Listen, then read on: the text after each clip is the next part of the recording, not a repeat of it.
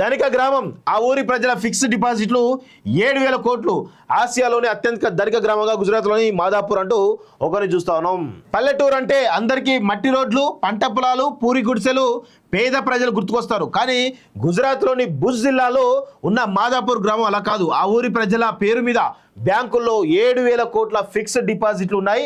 అందుకే అది ఆసియా ఖండంలోనే అత్యంత ధనిక గ్రామంగా రికార్డులోకి ఎక్కింది.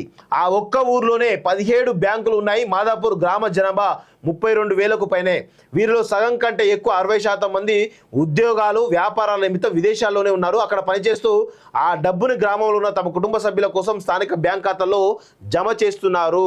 సో మొత్తానికైతే ఆ ఊరి ప్రజల పేరు మీద దాదాపు 7,000 కోట్లు ఉన్నాయంటే నిజంగా ఎంత పెద్ద సంపన్నమైనటువంటి ఊరో మనకు అర్థమవుతా ఉంది మిత్రులారా. నిజంగా అప్రిషియేట్ చేయాలి.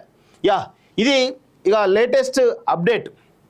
చాలామంది సెంట్రల్ గవర్నమెంట్ ఉద్యోగులు అంటే రీసెంట్గా గత 10-15 సంవత్సరాల నుంచి జాయిన్ అయిన వాళ్ళు ఎవరైతే ఉన్నారో, 10 సంవత్సరాలు అనుకుంటున్నా, నాకు కరెక్ట్ ఐడియా లేదు. సో వాళ్ళకి పెన్షన్ విధానం క్యాన్సిల్ చేసినటువంటి సందర్భాలు మనకు కనబడుతున్నాయి. గతంలో ఓల్డ్ పెన్షన్ స్కీమ్ ఉండే, దాని